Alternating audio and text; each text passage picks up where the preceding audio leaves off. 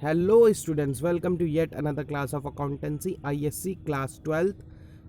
Today we are going to start a very interesting chapter, that is chapter number 9, financial statement of companies.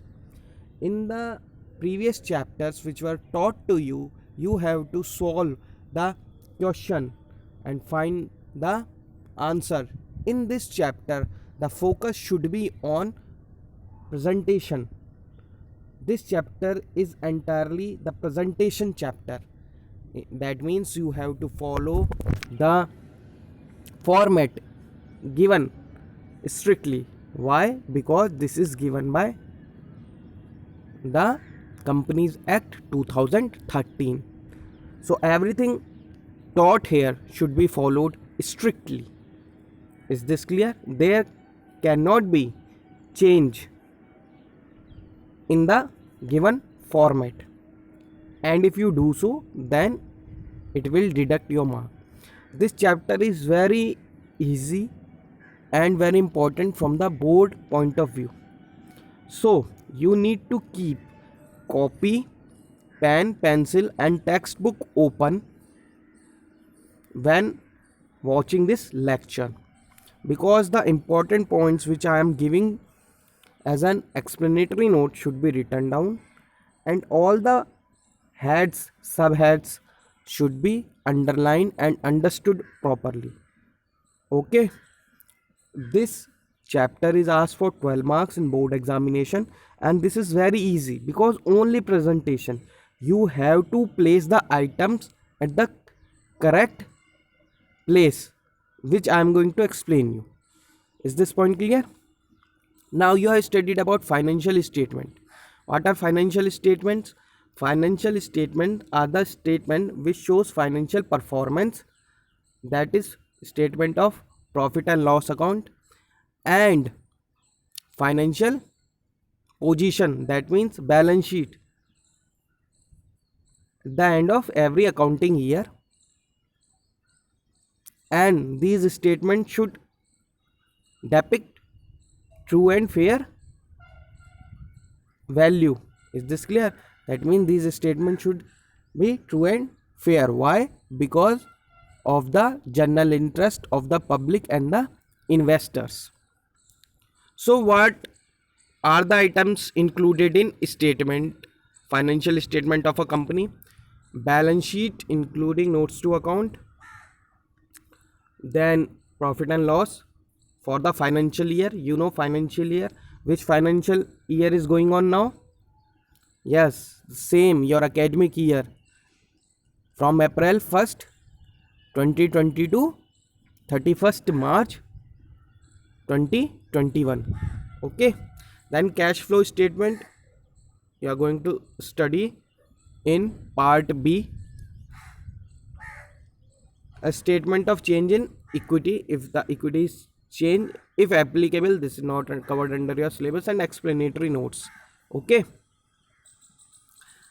now financial year. You know what is the financial year?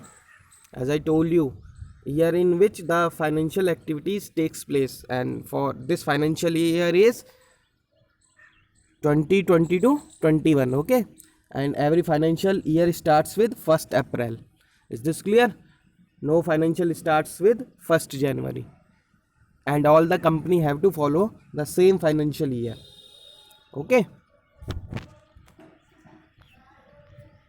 now earlier Schedule 6 of Companies Act 1956 was followed, which is replaced by Schedule 3 of Companies Act 2013. Since this is given by the law, this format is given by the laws, that's why I told you we have to follow it strictly. See my dear students, do you remember in class 11th I used to say that you have to make the balance sheet as per the order of permanence. What was that? That means our fixed assets will be written first on the asset side and then the current assets, and fixed two like land and building were written at the top. Why? Because of the order of permanence. but you were not following it strictly. Why? Because there were no strict rules. But here in companies is a strict rule, and board also follow it. If you do any changes in the format, or you do any ups and downs, that means you place one item with another item, your answer may match, but it is technically incorrect and marks will be deducted. So you have to follow the format very strictly. Okay. So earlier, how you used to perform the balance sheet, do you remember that? See, you used to make,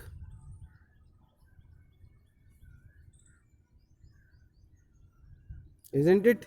This was liability side, then rupees, then asset side, then rupees, isn't it? This is the horizontal format. This was the format you followed. Now you have to follow vertical format.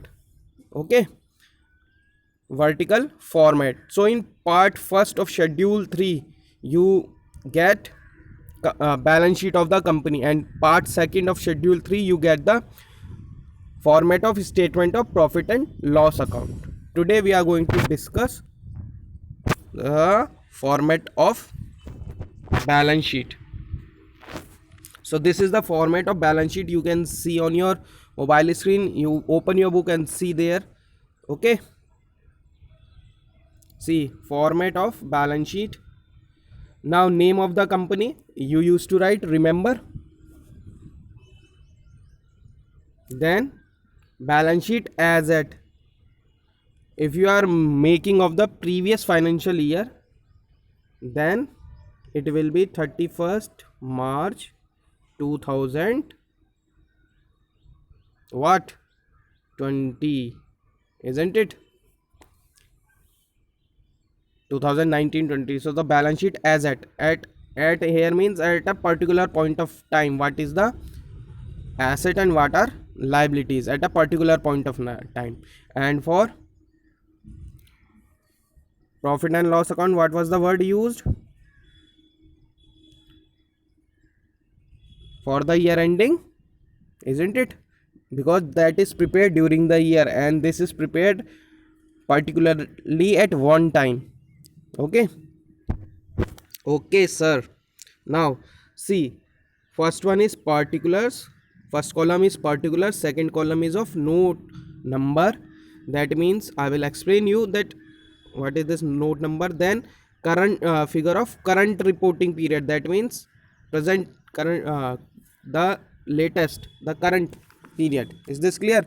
So we have just begun the financial year 2021. If it is of the previous year, that means here for the year 2019 and here for 2018. Okay, so you cannot change like this. Okay, you put 19 here and 18 here. It strictly, this should be current year and this is the previous year.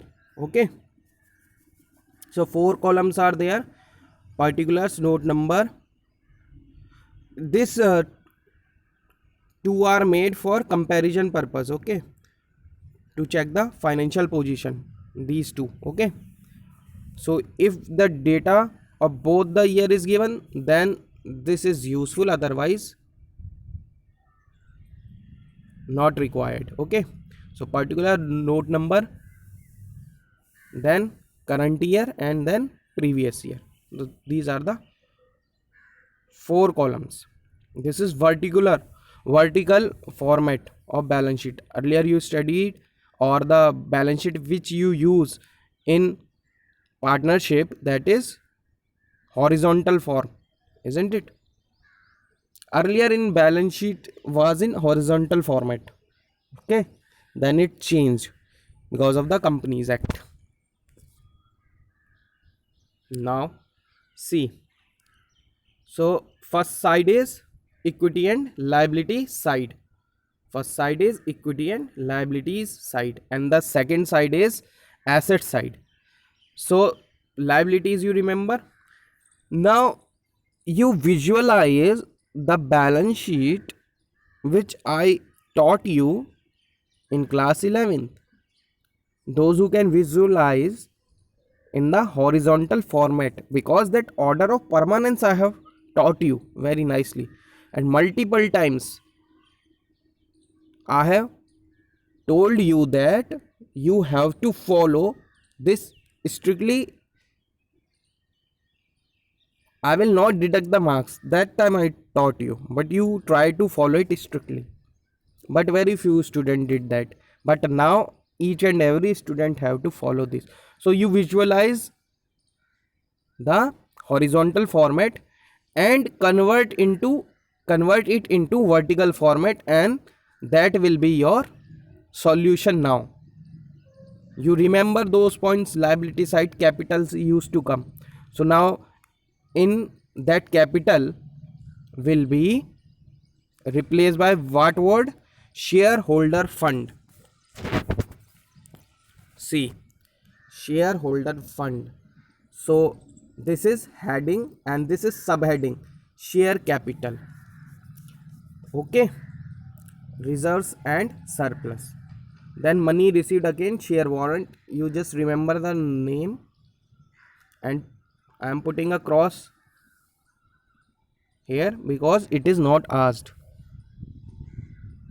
Clear?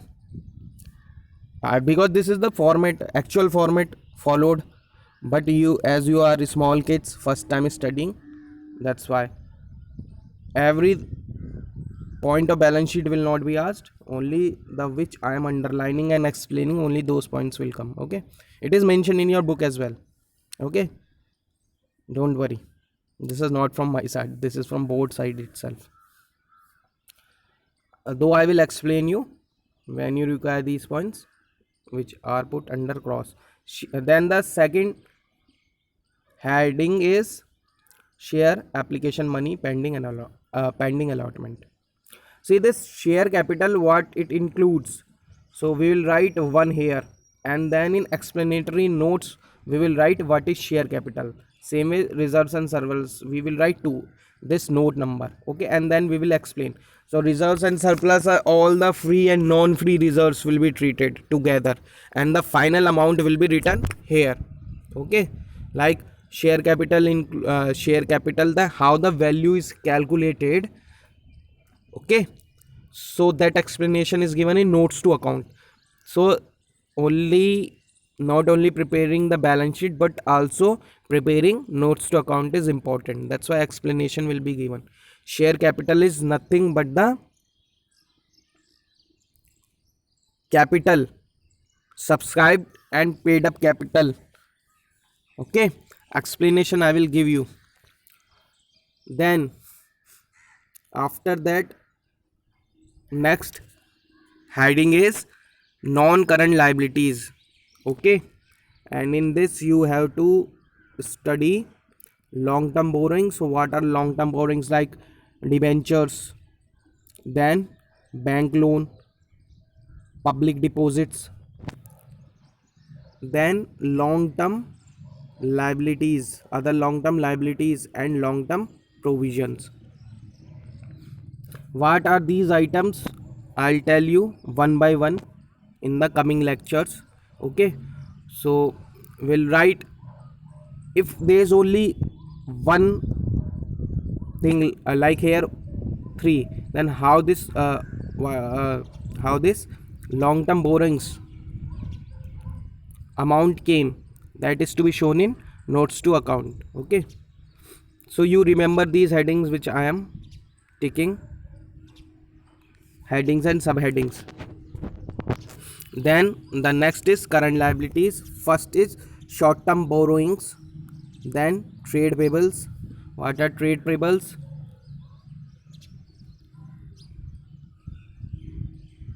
What are trade payables? See, creditors. Do you remember creditors and bill payables, collectively known as trade payables? Then other current liabilities. So all these subheadings you have to do. Short term provisions. What are these subheads and heads? You know, subheads, I'll explain you, don't worry. Then asset side, asset side have two headings, that is non-current assets and current assets. So what are the things covered under non-current assets? Fixed assets. So first we'll take in fixed asset tangible assets, like first land and building, then plant and machinery. Okay. Then intangible assets like goodwill, patents, copyright, trademark. Then capital working in progress. Capital working progress is not that much important, but still I'll explain you what is this capital work in progress. See, when any fixed assets is under construction, okay, that is termed as capital work in progress, like building is under construction or machinery are getting installed, that is capital work in progress. Okay, getting installed, under processing of means they have not been completed, like building under construction, that is capital work in progress. Building of a company only, yeah. Then intangible assets under development. See, my dear student, accounting standard 26 is applicable on intangible assets. So first, intangible assets are in the research phase, and then in the development phase. Okay, we have to take we have to do a lot of processing behind intangible assets. Like if you want to prepare some special software to detect COVID-19 patient, for an example, so first you have to do research over it, and then you will get permission from the government, then only its development will start. Okay, so intangible assets under development. Then non-current investments, the investment which are held by the company for more than 1 year, that is not for resale purpose, that is termed as non-current investment. Okay, then deferred tax asset, I will explain but not required. Then long-term loans and advances given by the company. Then other current non-current assets, which are not, this is also not that much important.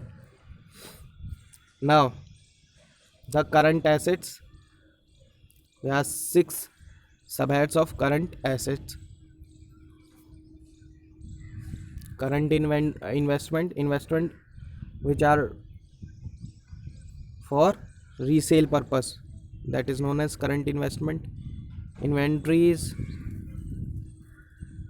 are the stock. Okay, stock and other spare part, inventory are the stocks and other things, small in parts which are available to the company. Then trade receivables, that is nothing but your debtors and bills receivable. Then cash and bank balance, amount of cash, the amount of cash deposited in the company, check in hand, they are all cash and bank balance.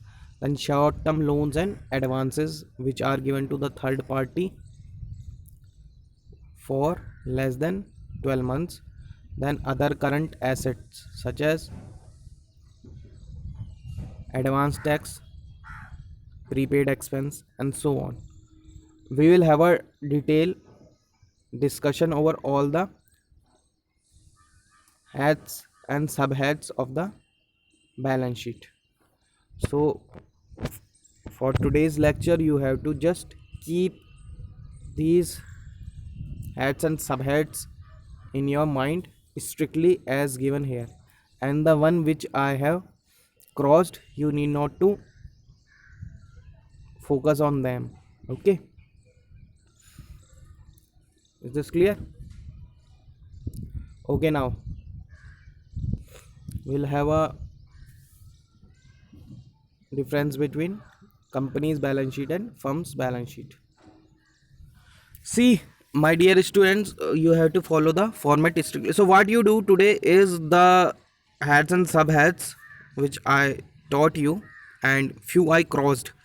So accept those, you make a format, you can see in the book as well, no problem, and make a format so that you can remember the items exactly in which headings they will be treated. Okay, now what is the difference between company's balance sheet and firm's balance sheet? See, format and content, here itself they have mentioned it is a in accordance with Companies Act 2013, as I told you. But for firm's balance sheet there is no statutory format. That's why here I was lenient, but here it is to be strictly followed. Schedule 3 of Companies Act 2013.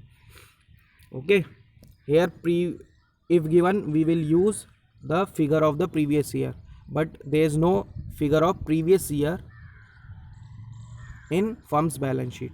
Okay, that's why only liabilities rupees, assets rupees, isn't it? Then order of permanence. See which order company's balance sheet is prepared strictly, and here either permanence or liquidity. Balance sheet in which form? For the company, yes, correct, vertical format, and here horizontal format. Okay, see here important notes are given. After this you go through it. As I told you, for all items marked with double star, no accounting treatment will be asked. Okay, see, that's why I'm telling I put it crossed. You can cite double mark, you can see double mark there, because they are just only to remember where it will fall. Okay, explanation is not required. Okay students, so you read the important points, you go through the balance sheet, and if you have any doubt you ask to me. Draft a balance sheet. Those who understood they can draft by themselves, those who don't they can see and draft the balance sheet, but all the students have to draft the balance sheet, imaginary balance sheet, and yes, the total of liabilities side and asset side will always be equal. Okay, is this clear? That's why it's called balance sheet na. The liability side and asset side will tally. Okay students, that's it for today's lecture. Bye, take care and do your homework.